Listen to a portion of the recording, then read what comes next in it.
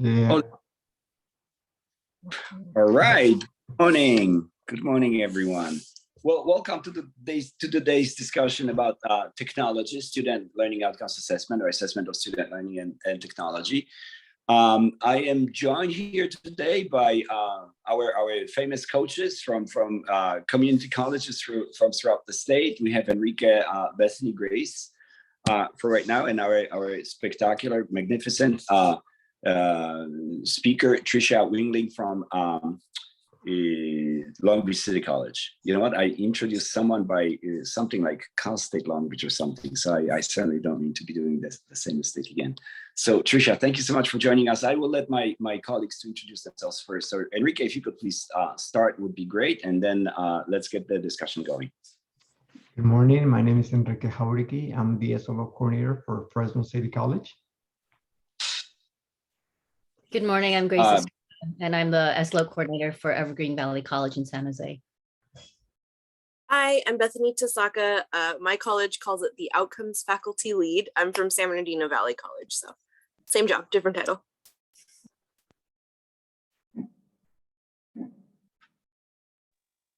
Fantastic lineup. We are looking forward to the presentation. Trisha, if you could please, we'll go ahead and start with you, if you don't mind. If you could just please introduce yourself, and then if you have any slides to share, please let us know. We'll be happy to do it for you. You can just share them from your screen, I suppose. Sure, thank you. Yes, my name is Trisha Wilging. I'm here from Long Beach City College today, and I'm just really happy to be here. I do have some slides to share, and I will go ahead, but I just wanted to preface my sharing with, I have a number of slides to share and a few things to talk about, but if you all have questions, I'm okay if you want to interrupt and get some follow-up in the middle of the presentation, or if you'd like to save your questions to the end, that's fine as well. I feel like I just like to present in a very informal style, and so feel free to interrupt, ask questions, whatever you need as we go along, okay? So with that said, I guess I'll jump in and get started. So what I wanted to share with you all today really is a story, kind of a story about where we were about 3 years ago, the year before I entered into the SLO coordinator role at LBCC, and kind of the endeavor we have made to build a culture of inquiry surrounding learning outcomes and outcomes assessment at the college. And so I feel like in order to, paint an adequate picture, I should start with the data. So I think that this chart really shows how much of a need for inquiry there was at the college at the time. We only had 14% of our course SLOs that had reported results of assessment. 3% were closing the loop. With program and institutional learning outcomes, we were also under 10%. And so I think this tells the story really related to how the college was feeling about learning outcomes, the maybe resistance that we find that is common in this area, as anybody involved with learning outcomes may know. And we realized that if we wanted to make progress, we had to change our culture. And then in addition, we knew that we had our site visit coming up in a few years with ACCJC, and we realized that this was not going to be satisfactory. And so from a couple of different perspectives, we realized we really need to change the narrative surrounding learning outcomes. And so the next couple of slides, I'm just going to share a timeline. They look overwhelming, but they're not meant that way. I just am trying to highlight some of the key things we did and to emphasize the component of technology, because that's the theme of the week, if you will. And then really, this is meant to be a resource for any of you all who want to look at it later on or ask follow-up questions. So in 2018 to 19, the resistance toward SLOs and toward SLO assessment was prominent. The work was viewed as extra work, or the process didn't seem meaningful. And there was a real lack of understanding of what student learning outcomes were, what the intention with them was, as well as even our own local processes for assessment, analysis, and action. And the way that the course SLO cycle was set up is that it was set up in staggered cycles. So some faculty were assessing, some were analyzing, and some were taking action.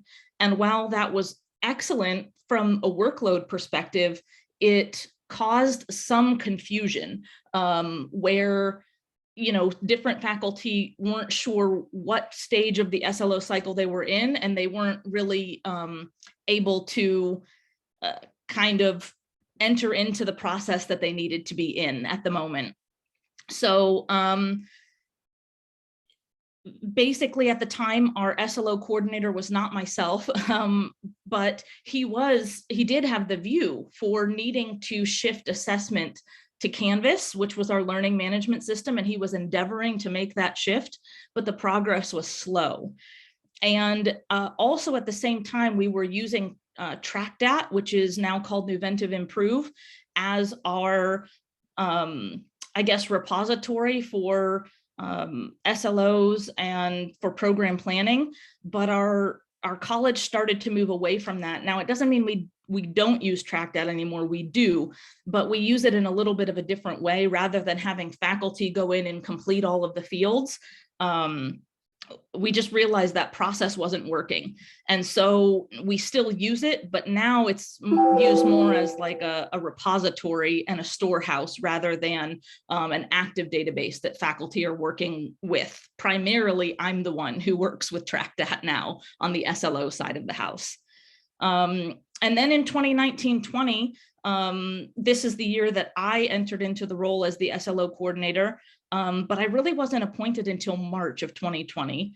And as you know, it was about the first week of March that I was appointed. I had one meeting with my curriculum chair, which was very helpful and informative. And about a week and a half later, everything shut down and everybody went home.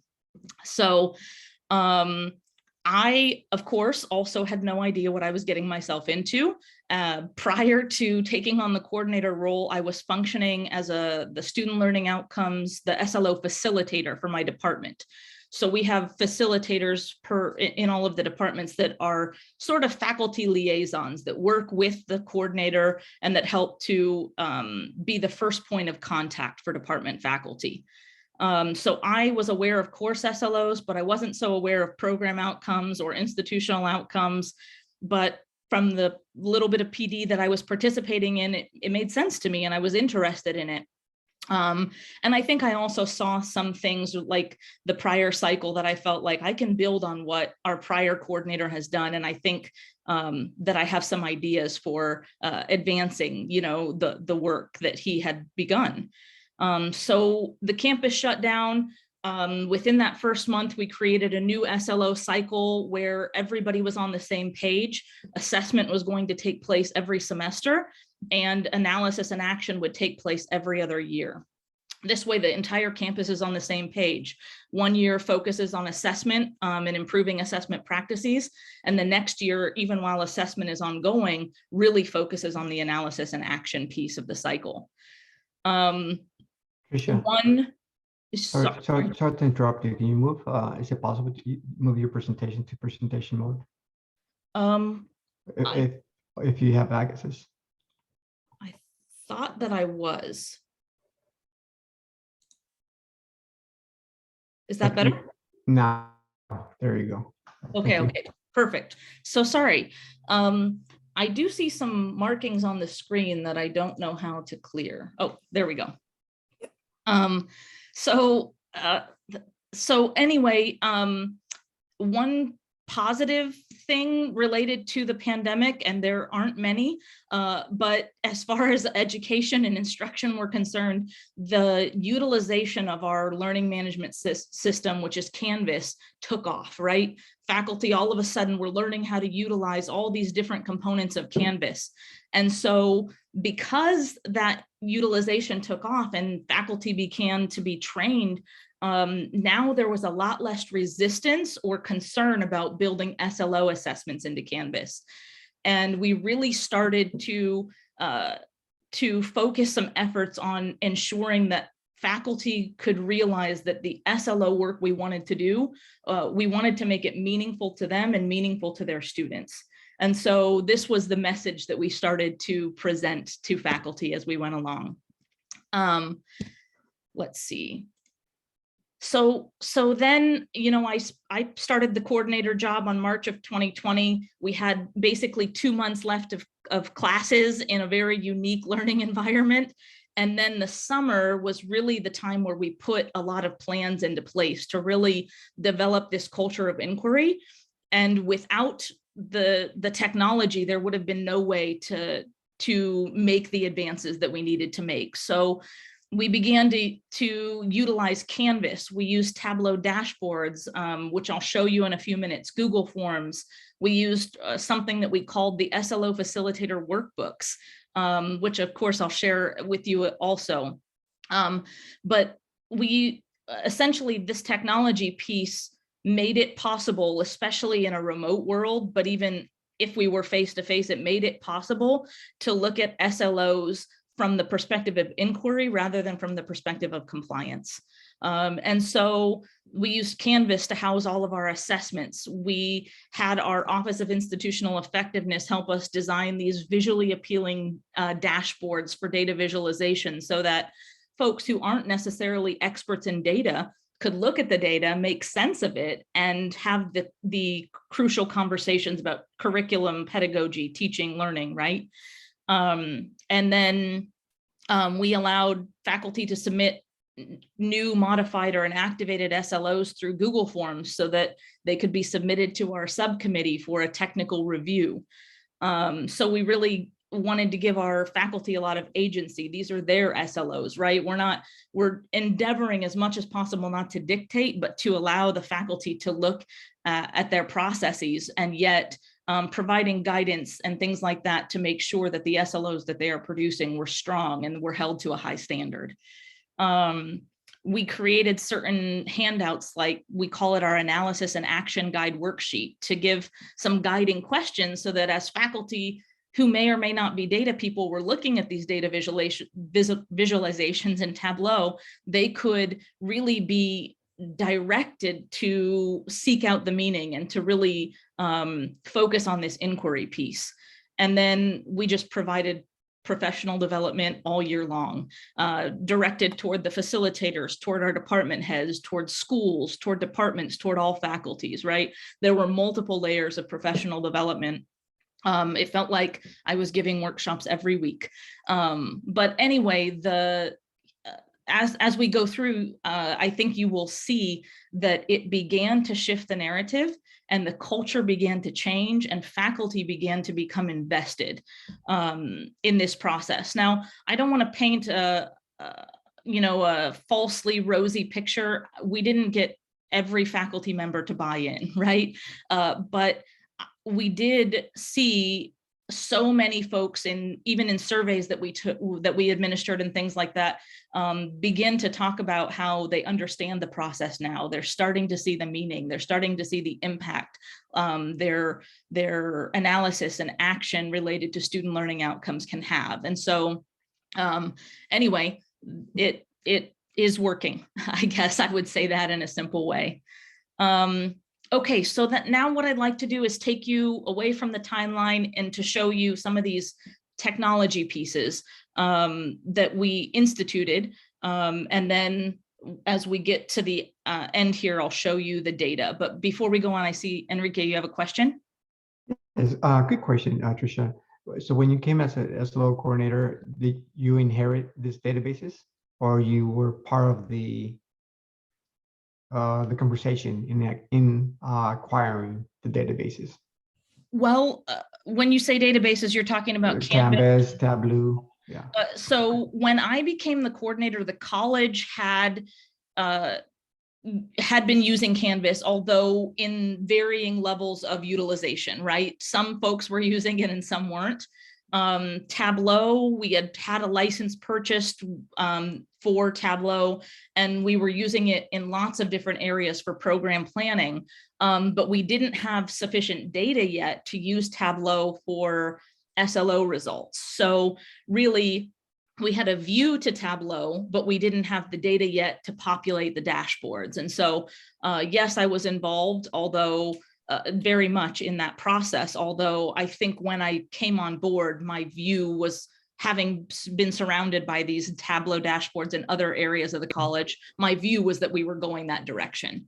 And then some of the other things, the Google Forms and the Google Sheets for workbooks, I think that was a conversation and a collaboration really between myself, our curriculum chair, our director of planning, for endeavoring to find a way to make the tracking and the work of SLOs enterable for anybody who wanted to enter into the process. So there was a lot of trial and error and conversation, but it was something that I implemented more so after I became the coordinator.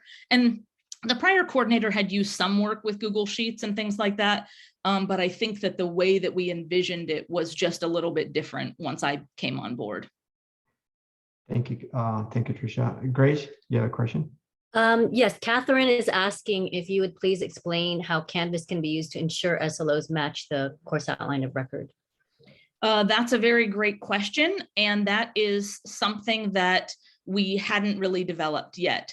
Although I would say in 2022, I should have said developing. We're developing a process, and our online faculty education coordinator has really developed a really neat SLO, a shell, I guess you would say, and a process for this, but I probably am not quite ready to share it out yet because I haven't yet shared it out to my college. I would say within the next month or so, we're going to do that. And so maybe you can invite me back after that point, after we finished fleshing it out. And maybe even next year would be a better time because we'll begin to pilot that in the fall. Thank you. Sure. Any other questions before I go on to the next steps? Okay, hearing none, I will continue. Okay, so essentially when we were going to utilize Canvas, we realized that we needed, oh, sorry, a question? Oh, okay.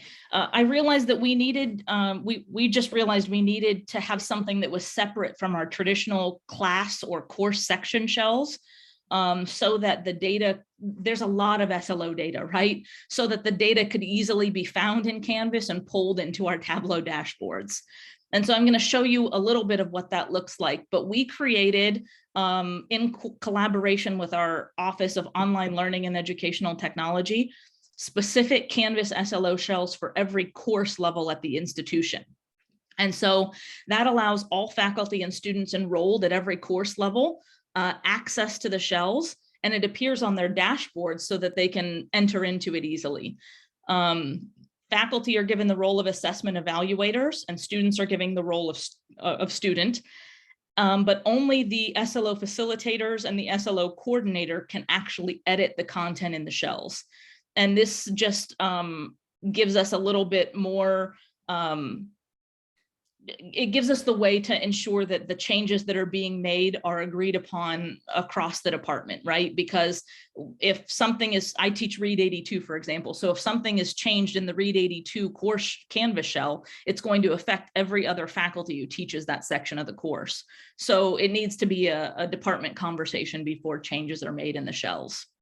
And then ultimately what happens is, because Canvas is also tied to all of our student ID numbers, it allows us to then disaggregate the data and the results of assessment, which we can pull from Canvas into Tableau to populate these dashboards. And I'm going to show you some images of our dashboards here in a moment as well. So anyway, this was the way that we felt was the most expedient to build a system that was enterable for faculty and students alike, that allowed the departments the flexibility and the freedom to modify their assessments as they felt was appropriate, but without the opportunity for a lot of error or changing of things without collaboration and consultation at the department level. So those were our Canvas shells. And then this is an image of our SLO facilitator workbook. So there are a few sheets in our facilitator workbook, and this was one of the first sheets that was created. I realize the image is a bit small, but the first sheet was created to track and to really help our SLO facilitators to track and encourage the movement of course SLO assessments into Canvas. So we gave faculty the course name, all of the course SLOs, and we told them whether it had an assessment on Canvas yet or not. And so if it didn't, then we were asking them, if not, to explain why it wasn't, if they made modifications, etc., so that anyway, the SLO facilitators were on the same page as the coordinator, and they were very clear which ones are not yet on Canvas and which ones are. Bethany, I see you have a question. Yeah, I'm just following up with the question in the chat. Catherine wants to know if you could clarify, is there one single SLO Canvas shell for all faculty, students, and courses? I'm going to show you on the next slide. I think that'll make it a little bit clearer, but I have to tell you, my understanding of the back end of Canvas is not as strong as my understanding of the front end of Canvas. So if you have follow-up questions that I can't answer, I will happily direct you to the supports on our campus that helped us to develop this system. So anyway, I just wanted to show you this, kind of screenshot of this Google sheet, right? To show you that this was kind of our one way all of our SLOs per department were pulled into a department level workbook. So faculty could see, okay, these are our assessments on Canvas and these are the ones that are missing. And sometimes the ones that were missing were courses that weren't offered for a period of time, or that faculty were considering inactivating, or these kinds of things. So it did lead to a lot of inquiry and thought surrounding curriculum and instruction, what courses are being offered. It just led to so many positive and fruitful conversations within the scope of the SLO world and beyond. So then here's Canvas. So this kind of shows a few images of what our Canvas SLO shells look like in the sub-account structure, I guess I would say. So we have an SLO assessment sub-account, and one sub-account focuses on course SLOs and one focuses on institutional SLOs, because we assess both through Canvas. And then this shows a little bit of a breakdown of what the SLO sub-account looks like. There is a sub-account for every department. So we're talking layers of sub-accounts, right? And then within a department, this shows an example of the English department, for example. You can see you can filter by term. So every semester, in a certain sense, there's a new set of SLO shells that become available for faculty. And that's because, let's say through analysis and action, for example, in my Read 82 class, we decide we need to modify the assessment. The language used to ask that particular question wasn't clear. And so we need to modify that to make that question clear so that we can determine whether it's an issue of student learning or it's an issue of the language used in the question, right? And so, but if we change that in spring of 2022, but it's tied to it's within the same shell as it always has been, then it's going to corrupt the data going back, right? So every semester we have to have a new shell with a new assessment. And when I say new assessment, I don't mean that the assessment changes every semester. We actually strongly discourage that. What I mean is we have a new shell every semester so that our data can remain consistent across the board. And so that if changes are made to an assessment, even in Tableau, we can filter by term and we can see, okay, up until fall of 2021, we had assessed using this quiz. Then in spring 2022, we changed. And how did that affect the data? Did our modification lead to any new insights in student learning, and so on and so forth? So anyway, here's another, I have a couple other pictures of Canvas that I'll go to. And then, okay, Grace, you have a question before we go on? Yeah, sorry. Jacqueline is just asking about Are you getting the assessment data across courses for a term or academic year? Like, is this longitudinal, the way that you're doing it, or institution-wide? It's longitudinal. So basically, again, something I don't know a whole lot about, but yes, we have, starting from 2017, I think, we have Canvas SLO shells. Now, 2017-18 was the year that only 300 or so were assessed. So each year, more get added to Canvas, and then the results of assessment are clearly more robust. But yes, it's longitudinal. And I think even initially we were doing it by academic year, but more recently we changed, we made the shift from semester by semester. And we also do have in OLET, our Office of Online Learning and Educational Technology, they've written us an API script to help with migration of all of the assessments from one semester to another semester, so that it doesn't have to be such an arduous and manual process. So I am shocked. I'm absolutely shocked.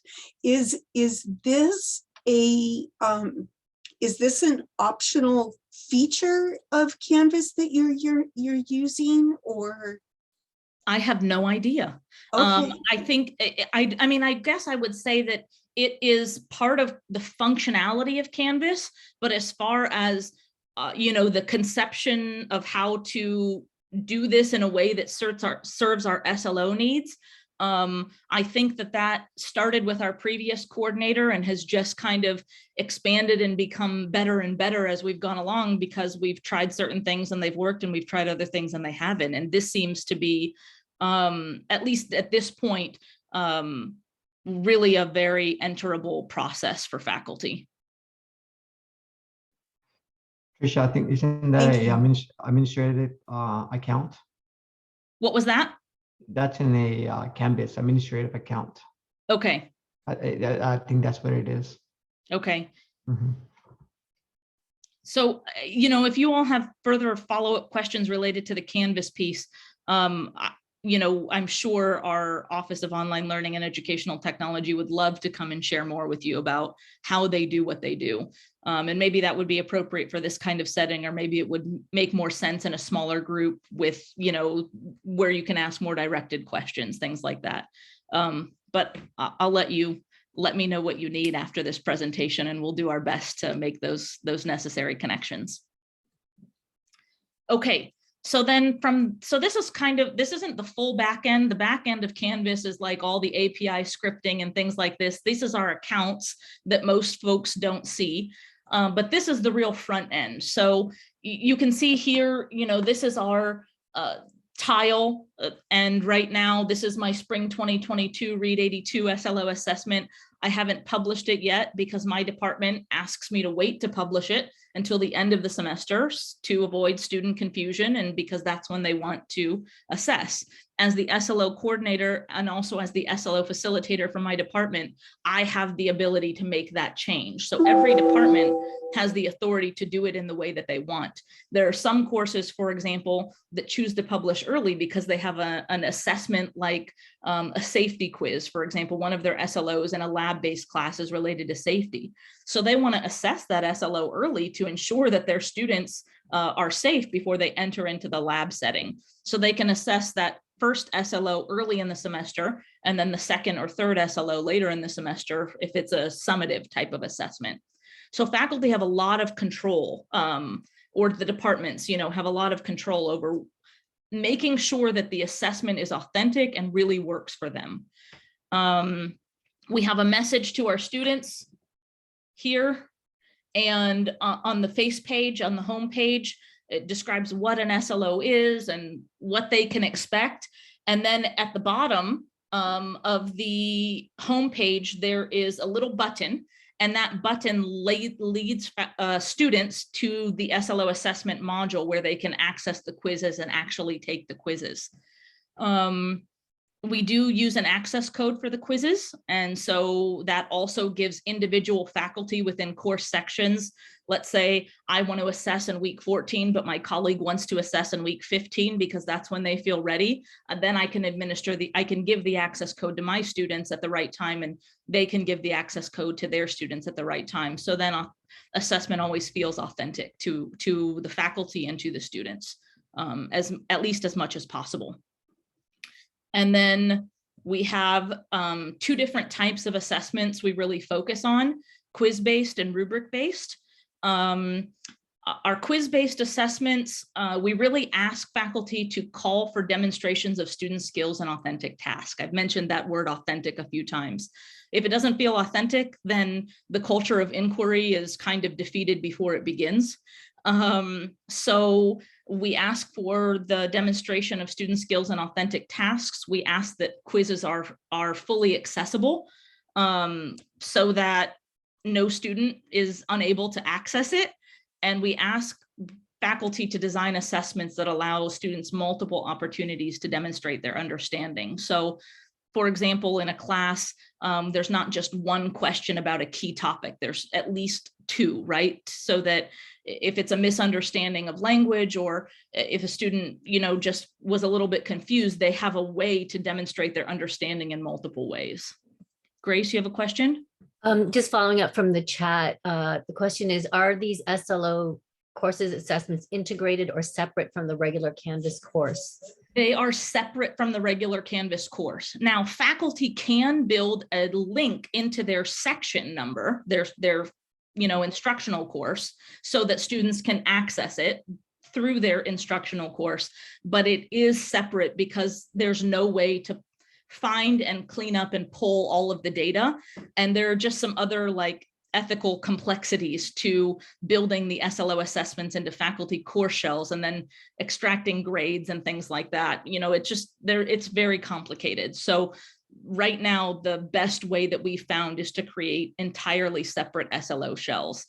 Sometimes it does require an extra click, but once students get accustomed to it, after a semester, students and faculty, it really doesn't seem to be a barrier or a hindrance.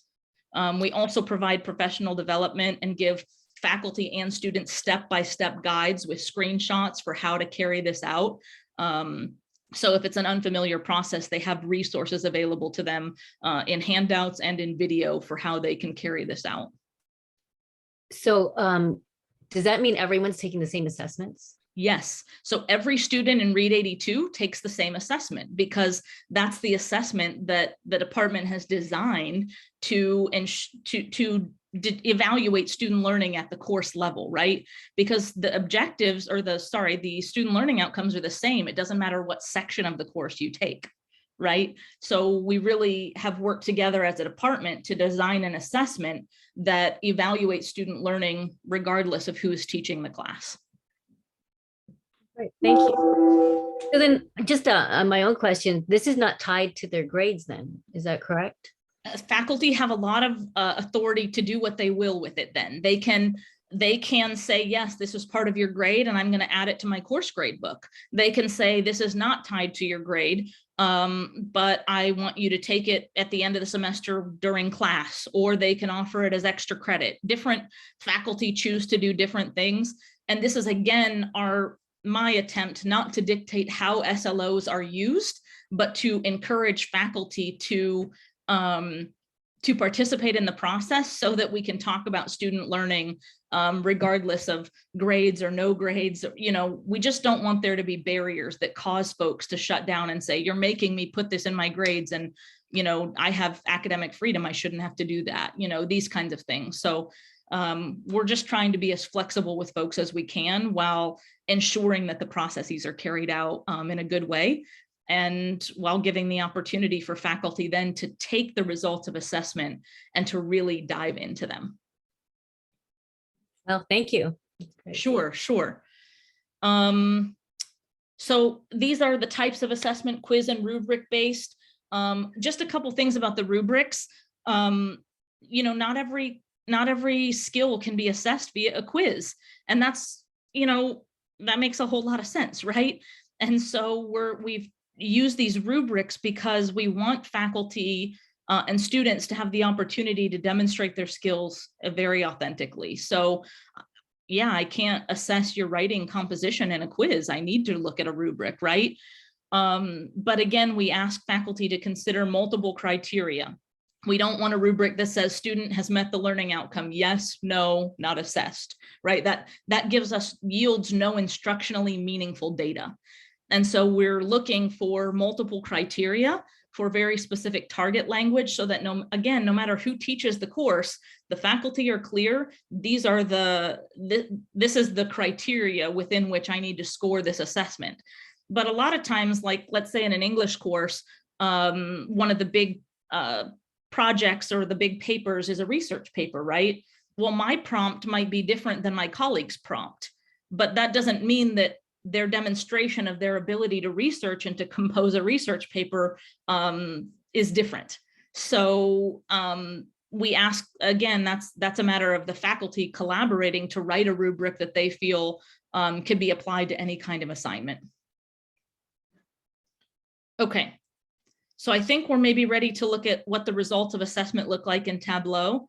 And I just wanted to preface this by saying that what I have on the screen today are screenshots, but as any of you who've worked with Tableau know, this is, you can manipulate these dashboards a lot. So I've tried to show a few images, but if you'd like to see, kind of a live dashboard demonstration, I'm happy to let you see that as well when we get to the end of the slides.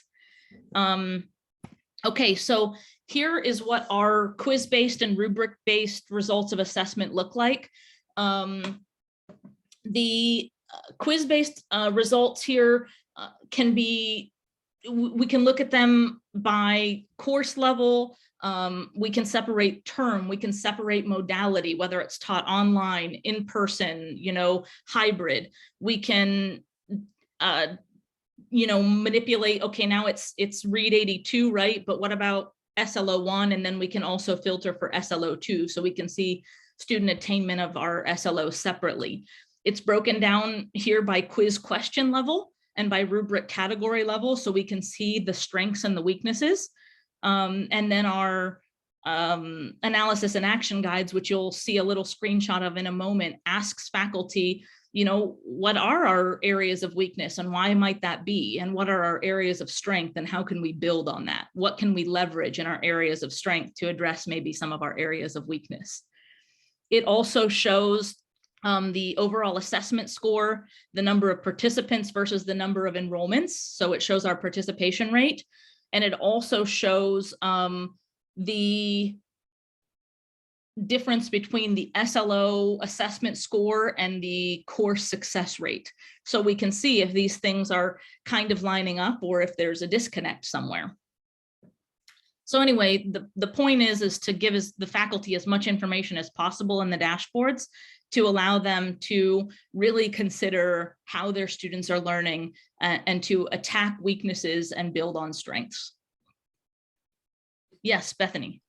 You have a couple questions in the chat. One from Will is, do you use norming exercises for these common rubrics? The individual departments may do that, but I don't ask that of my faculty. And then another question from Joanna is, with ILO assessment, do the students see their results? Because that wouldn't that require that they understand often very complex rubrics? And if you share those rubrics with students, how do you go about it? Okay, so with ILOs, we don't share the rubrics with students because students can take students are, well, let me start with this. We assess ILOs in two ways, or there are two steps to ISLO assessment at our institution. With ISLOs, we first of all had faculty conduct a very narrow mapping of their course level SLOs to their institutional level SLOs. And then we built an ISLO rubric that was adapted from the value rubrics, right? So we adapted those rubrics and we built them into the ISLO shells, and then faculty assess the students in their courses that are mapped to the ISLOs at the end of the course, and it's not an assignment-based assessment, it is a proficiency-based assessment. Where do they rank on the level of proficiency? So in a general ed class, for example, a student might have taken 45 or more units at the college already. And so we would sort of assume or expect that their proficiency with an institutional student learning outcome would be higher than a student who's just entering the campus, has 0 to 12 units, right? And is kind of grappling with this ISLO content for the first time. So in our ISLO dashboard, that's actually one of our disaggregation filters. We can see how students are performing based on the number of units they've completed at the college so far.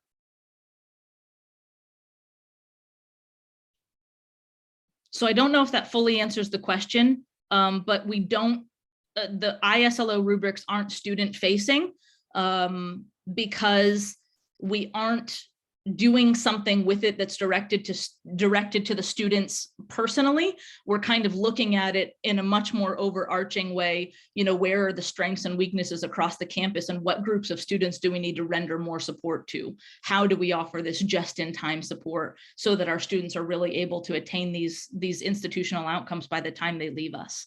So it's not a student-facing assessment like the course SLOs are. The course SLOs are definitely student-facing.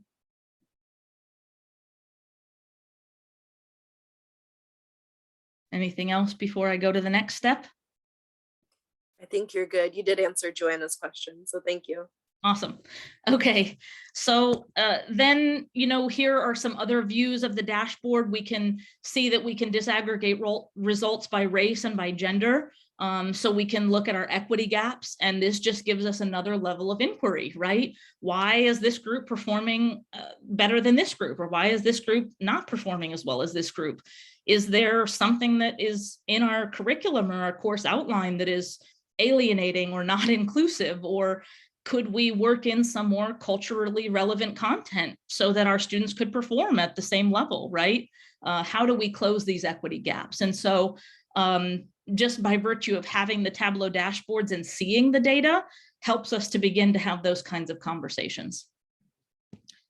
And this is our analysis and action guide. So it's not super long, 2 pages, but it does ask faculty to, you know, go ahead and access the faculty dashboard for course SLO results, and then to conduct an overall results analysis, a disaggregated equity analysis, and then to take specific action. Primarily, we ask them to take at least one action to address your overall results analysis.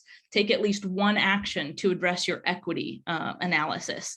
And then we do, in this document here, we have a list of meaningful SLO actions that we've compiled from the faculty on our campus to give everybody ideas. Of course, we let them know it's not an exhaustive list. It's not the be all and end all, but if you've never really thought too much about actions, it gives you a launching board, you know, something to think about that you can apply or try, or maybe it gives you an idea, oh, this is interesting, but I want to take it beyond that, or I want to take it here. So anyway, we just try to provide as many resources for our faculty as possible so that their effort and focus and intention can be on the inquiry and focused on student learning and less about, well, now what? How do I go through this? What do I do? Like we just are trying to create a process that is enterable and meaningful for them. And so far, we've heard good things and we've received we've received many analysis and action guides. We've had many folks participate. And so then after completing the analysis and action guide, we go back to the SLO facilitator workbook. And this is where our facilitators copy and paste their analyses and actions. So the guides are something that they work on together. Then the analyses and actions are input here. Then faculty can see every analysis and action for their entire department so that they can follow up on those things. And then also our SLO team can take this data and enter it into Nuventive Improve for our repository and for our storehouse.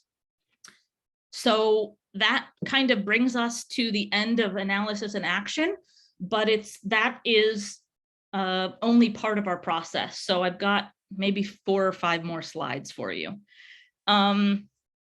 So then we've also worked to incorporate SLOs into our program planning and review and our supplemental program review processes.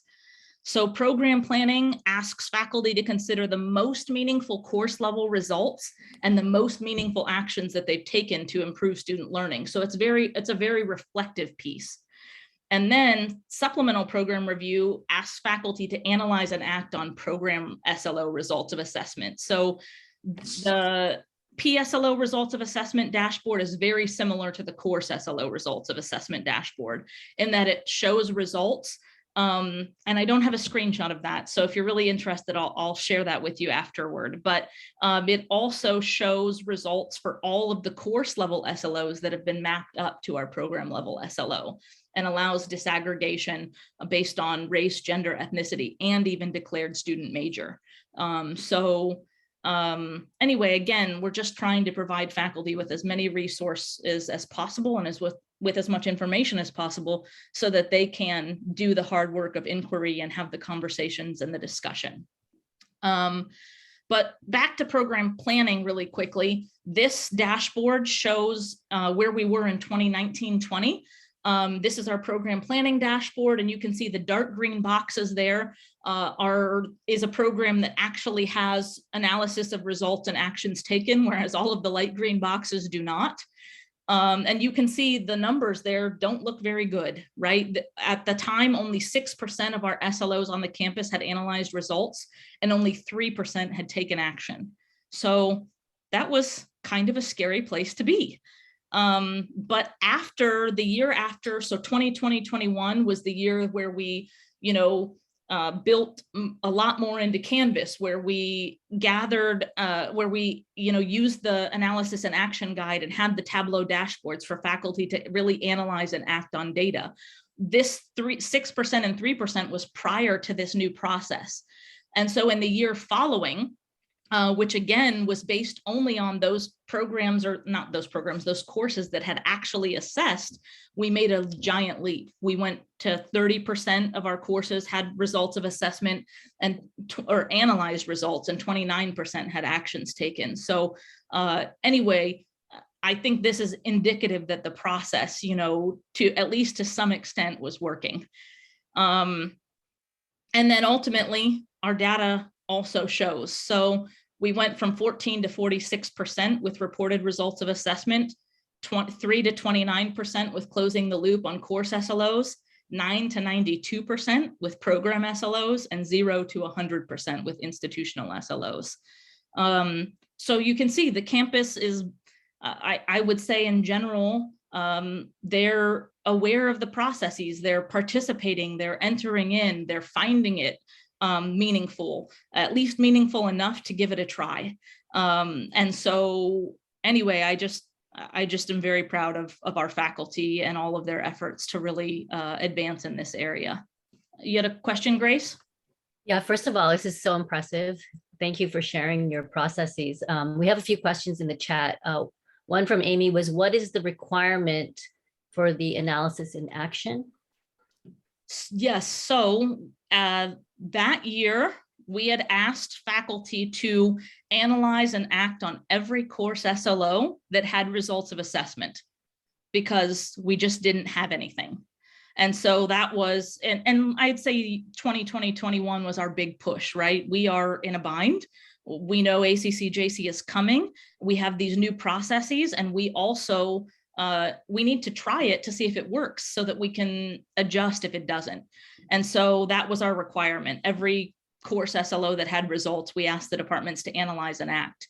Of course, their analysis and action was that 2-page guide. So some faculty in each department focused on each course level. And so it ended up being, like I said, definitely more of a workload than the staggered cycles.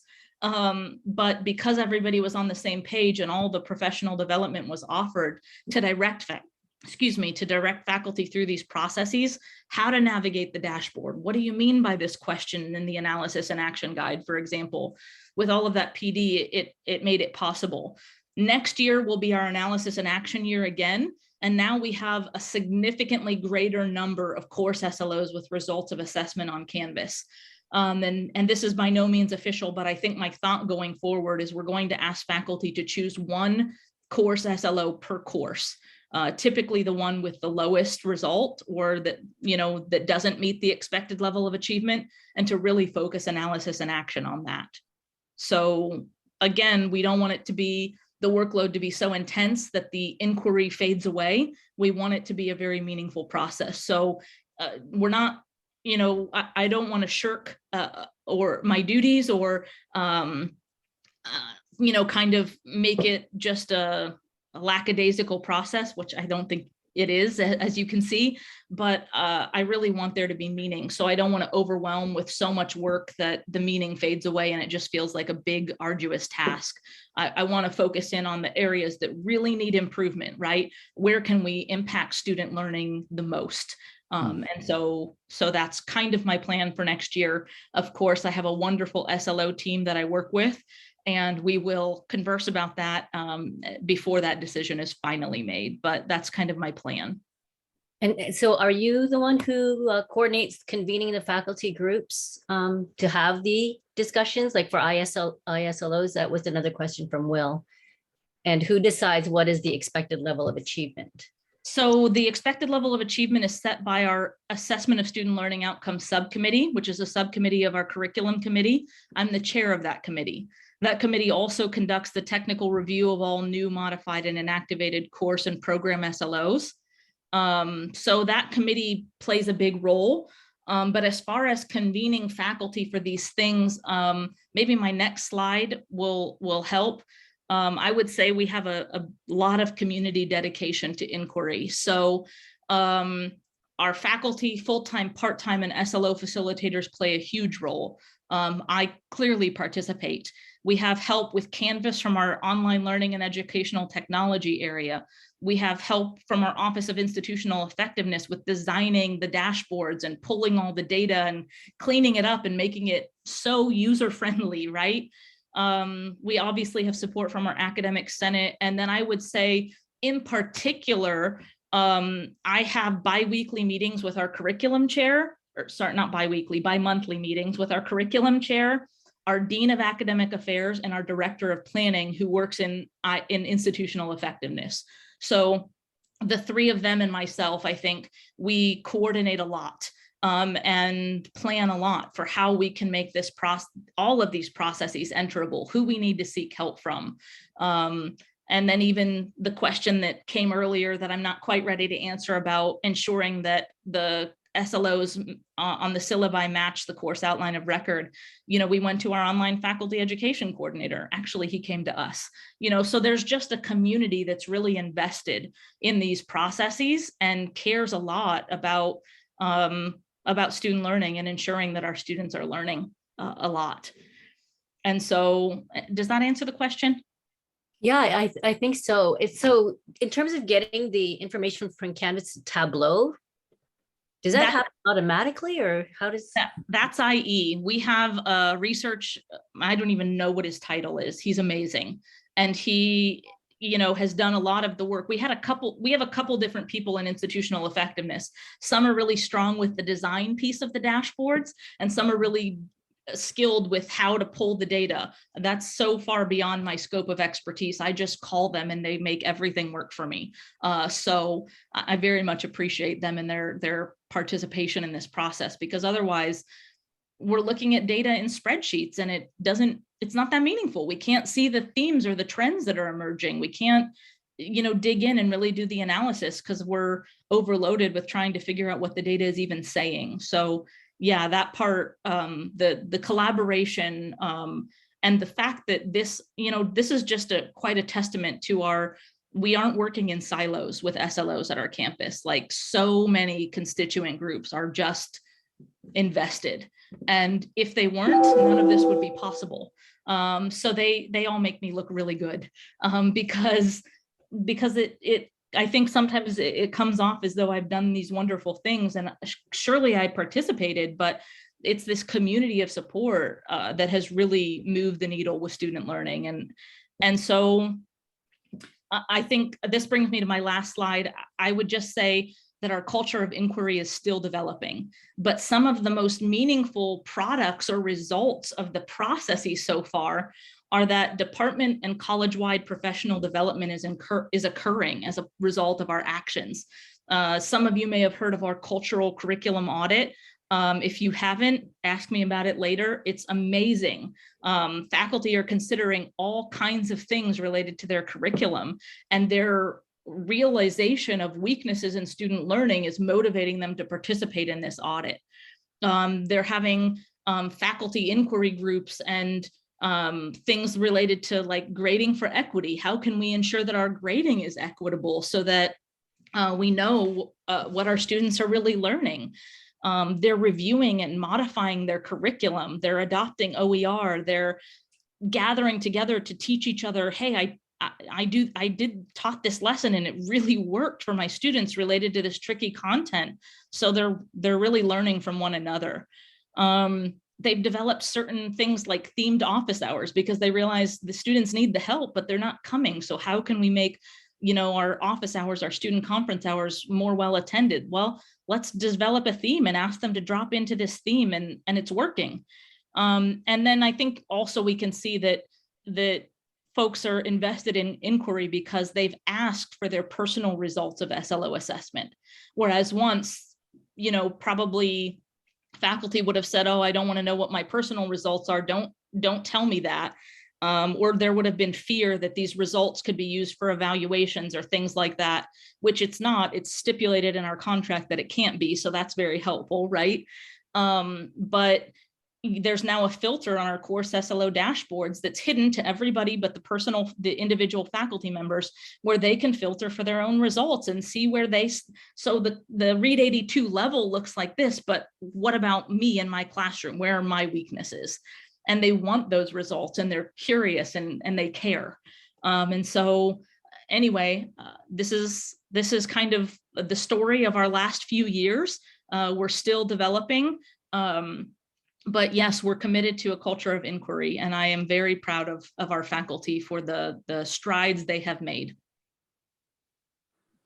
Bethany. You had a question, you had two, and I'll let you choose how you want to answer. One was wondering if you could share the dashboard, and the other was asking about more details for the themed office hours. I would guess maybe an example of what one or two of the themes are.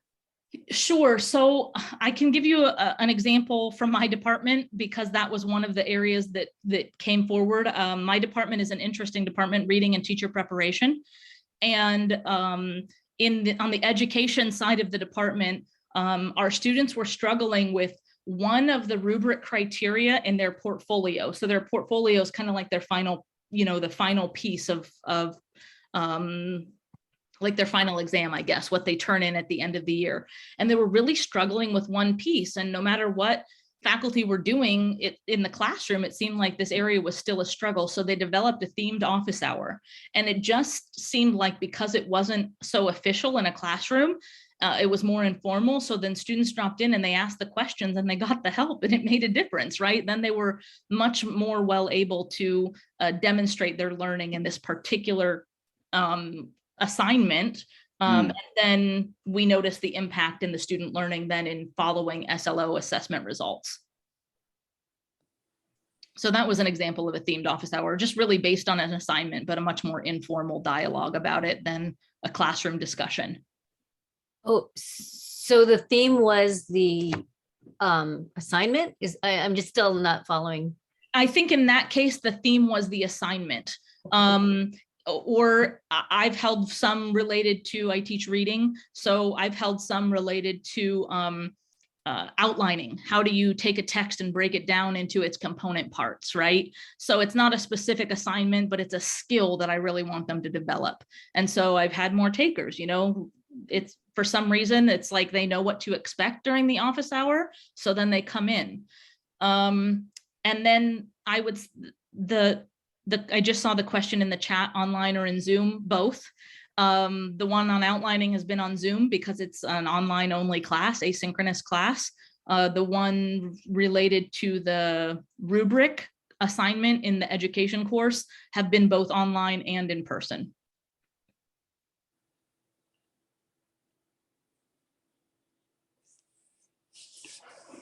Tricia, could we go back for just a moment? I hope this is not too much of an answer for you, but if you could please describe the differences or similarities between course, program, and institutional learning outcomes assessment, right? So I know you mentioned something that about the course outline, course outcomes relate to students, whereas ILOs not really. I'm just not quite sure about the the differences and similarities there, if you don't mind. Sure. So our course SLO assessments are these assessments that are built into Canvas, right? The quizzes and the rubrics.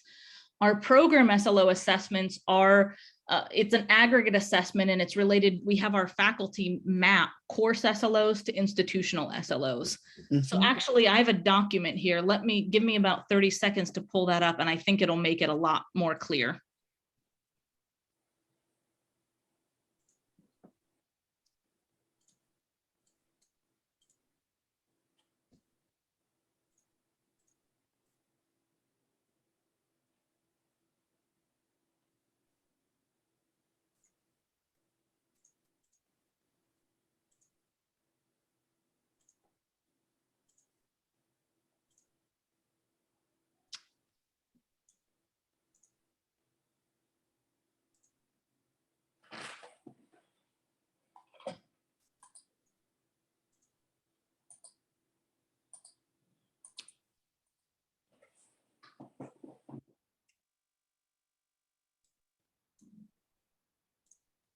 Sorry, it's not in the folder I thought it was in, but I know I can find it. It's okay. You can, well. Let's see. Okay, here it is.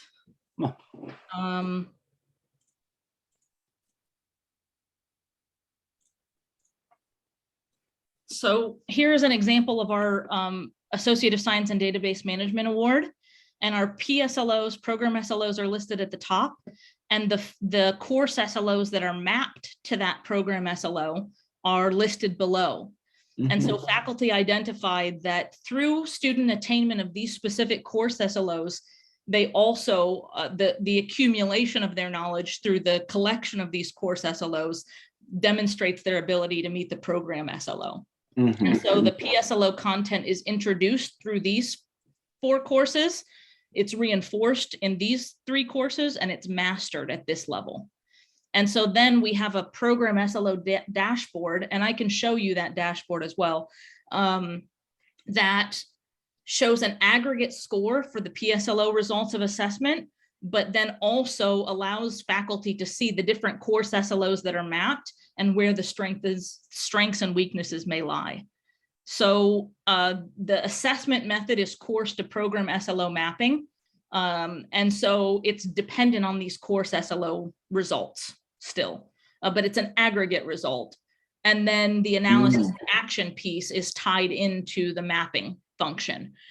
And then institutional SLO results are a little different. We still did course to SLO mapping, but the resulting score is not based on the course results. We just use the course mapping to determine which faculty need to be enrolled in the institutional SLO Canvas shell so that they can complete the rubric. So I'm not sure if that's clear. Right. But... So let me see here. So just so that, again, if you could just, let me see here. So first of all, as far as the program learning outcomes, right?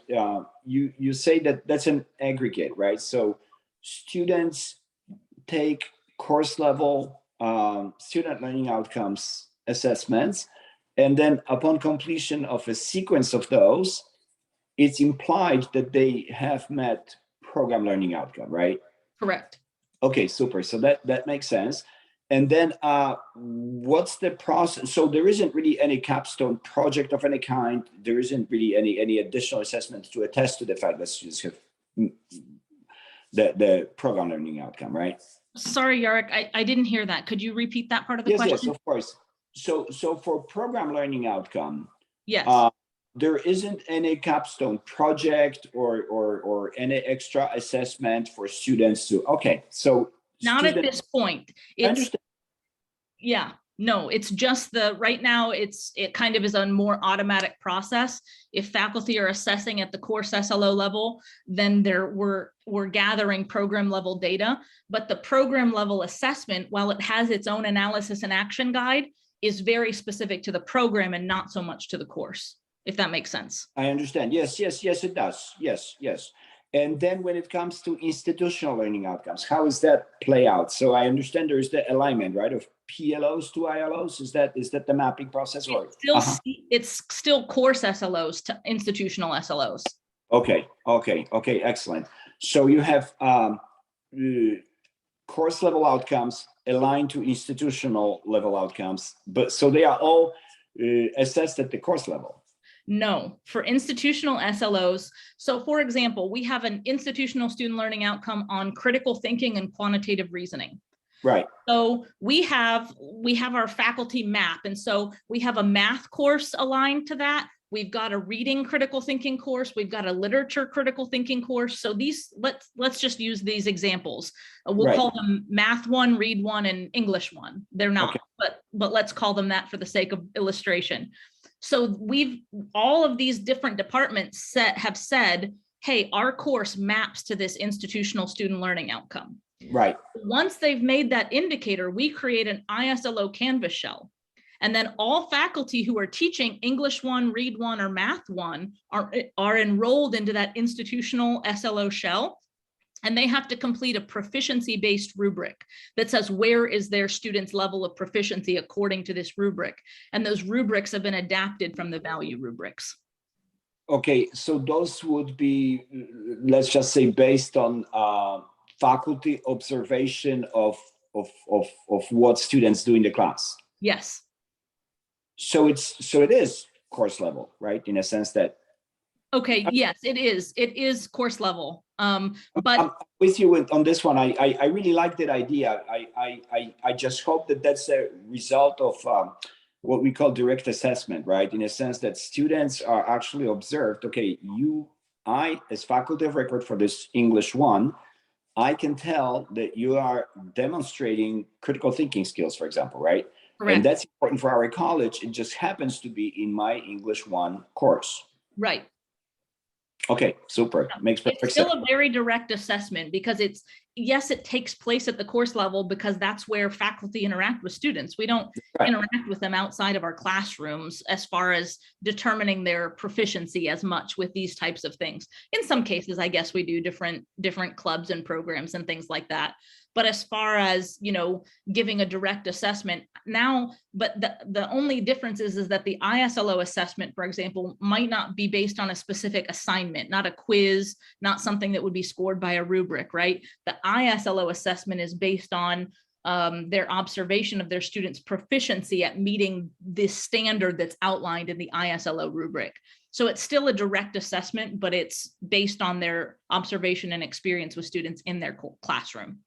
So faculty can follow the ILO rubric to identify the specific behaviors or aspects of student performance. Yes. To attest to this. Okay, makes sense. Thank you. Sure. Amanda? Yeah, so a couple of questions, but my first one is, so we just went through the process of changing our ILOs, and so we're starting down the road of our map up to get those assessed. My question for you, a couple of them, is what process did you go through to map those specific courses to those ILOs? Because what I'm understanding is not all courses, which is how it should be, map up to ILO. So what process did the college engage in? Because I know for us, it's going to be not just courses, but also our service areas, since it's their institutional level outcomes, and we want to make sure and include our service areas to map up. And this might have been before your time, so if you don't know, but I'd love to know the process you went through to do that specific mapping. Yes, we created a form that we sent out to the departments. We conducted some professional development. We gave examples, all of these kinds of things. But really, the key thing was this form. And we sent out a form, and maybe I have it here. It might be helpful to look at it.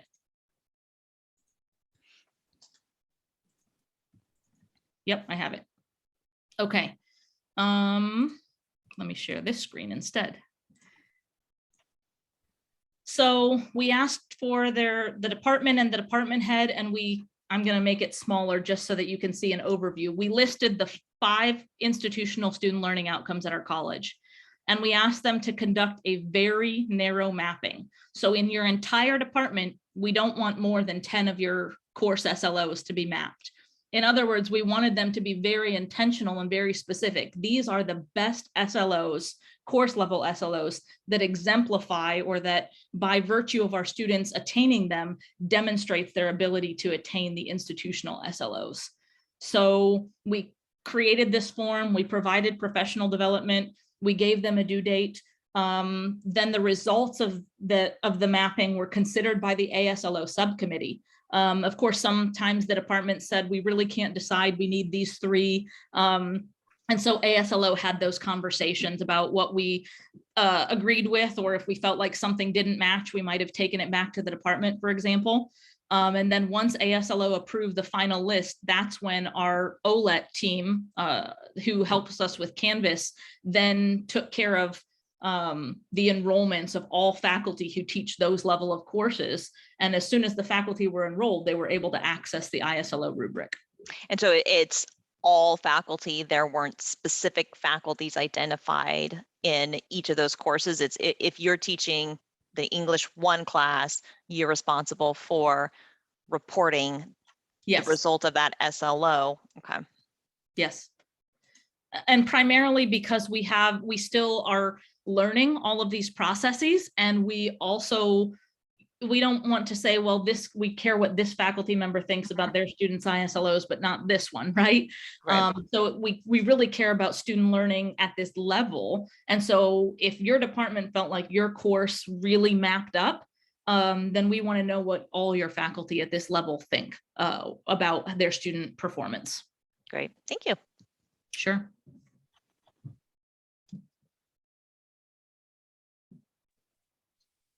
Well, Tricia, thank you so much. She's been very, very, very insightful, and I tell you, the comments in the chat are just so very positive. So really appreciate your expertise and sharing of your insights.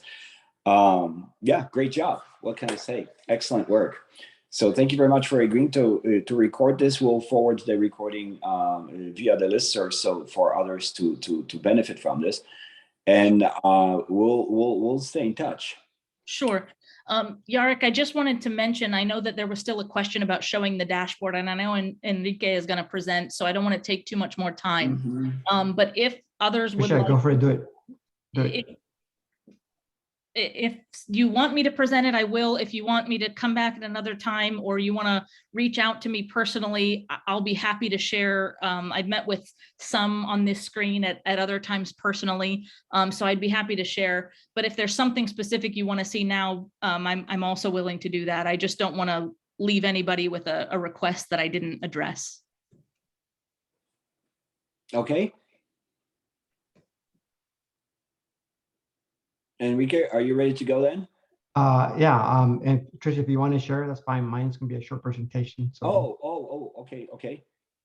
I'm happy to. Is there a specific dashboard you'd like to see? Would you like to? I showed screenshots of the course SLOs. Would you like to see program or institutional as a different point of reference? I would like to see the ILOs if you don't mind. Sure.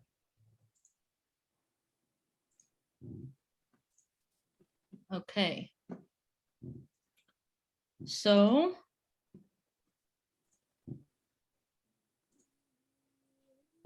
here is our institutional SLO dashboard. And when we look at it here, we can see a breakdown of the scores. So obviously you're not looking at the actual rubric, but you can see that 10% of students for ISLO 4, for example, which is that students critically and ethically engage in global and local issues with a sensitivity to the diversity of individuals, groups, and cultures. 10% scored 1, which is, not proficient, and 40% showed that they had an excellent understanding or ability of this. we can look at by term, but I think that the breakout by unit completion is particularly insightful. So students who had completed 0 to 14 units at the college struggled more than students who had completed 30 or above units, right? And then we can also disaggregate by race. And so you can see that our students of color who haven't completed that many units at the college are struggling. And that's not that surprising, but it is helpful to us to see as data points so that we can address that in all of our labor, right? But it is also kind of encouraging to see that as students progress at the institution, those equity gaps are reduced. And so that was particularly encouraging to us as a college. Can I follow up a question? Sure. Putting on a different hat here. So I'm also part of the Asian Pacific Islander Caucus with ASCCC, and we've been really advocating for disaggregating that Asian Filipino group even further. Is data like that accessible as well, or does it kind of stop at these larger subgroups? I think that in some areas it is, and these are conversations actually, Bethany, that we're also having about really disaggregating these groups further, so that we can gain more insights and be a lot more specific and intentional in the actions that we take. But I think that when we were kind of getting off the ground, we were so behind and so overwhelmed. Maybe not behind, we just weren't where we wanted to be, and kind of overwhelmed with all of the needs that. And then in addition, we were kind of following the principles of assessment that were in line with our strategic plan. Now our strategic plan is being rewritten, so our principles of assessment, our disaggregation procedure will also be revised as a result of that. And I think that, you know, in the next iteration, you know, a year from now, we're going to see a lot greater breakdown of these groups. Great question, though. Amanda? I came in late, so I apologize if you'd already addressed this, but logistically, are you using a Canvas outcome rubric? When you said you enroll the faculty in the Canvas course, are you using a Canvas outcome rubric? And if you are, how are you able to, okay, so you're pulling in a Tableau generated rubric, and that's how you're getting this information? Sorry, I may have misunderstood your question. Okay. I don't use the outcomes feature in Canvas because we're using our own Canvas shells. All of our course levels have a specific SLO shell per level, and our institutional learning outcomes have an ISLO shell per ISLO. Let me get to what my question is, because that might help and better articulate. How are you able to get this level of student level information from the faculty going into that Canvas shell and entering the scores on the rubric? That's what my question is. So both the faculty and the students are enrolled. So faculty are scoring the student by student. When they're enrolled in Canvas, it's tied to their student ID numbers and all of their demographic information. And so when we pull the data from Canvas into Tableau, we're able to break it down to this level. And I don't know how we do that exactly. I just know our Office of Institutional Effectiveness is wonderful. And I'm just not seeing the connection between how that gets to the ILOs, but that's an in the weeds question, so I won't use any more of your time. I'll schedule that. Yeah, let's later. talk. Let's talk. I'll do whatever I can to make it clear. Thank you.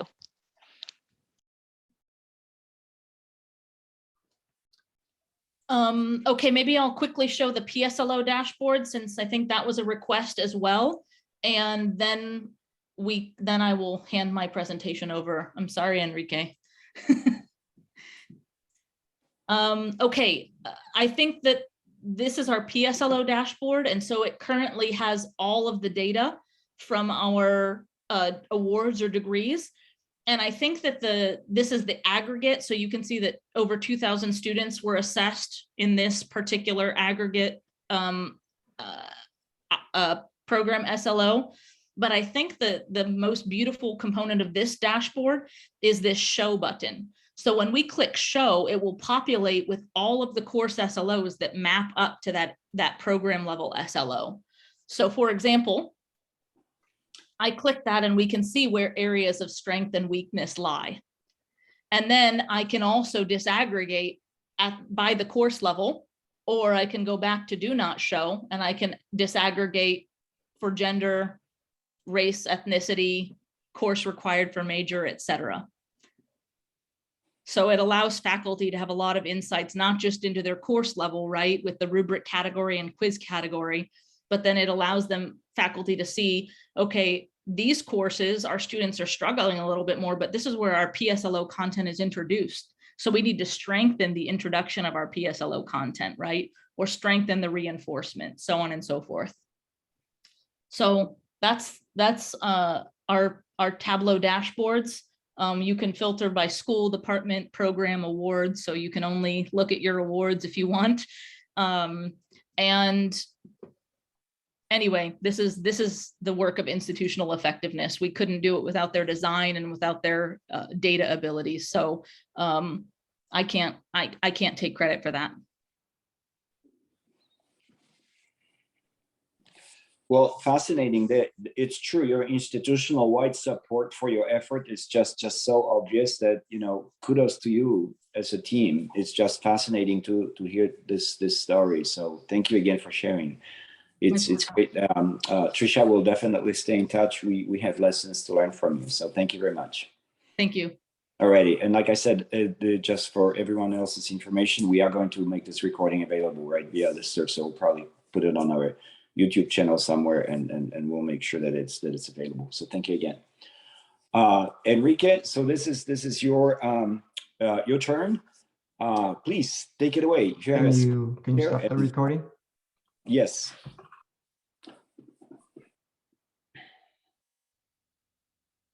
Tell me when. I lost the host privilege. Can you share your screen? Oh yeah, super.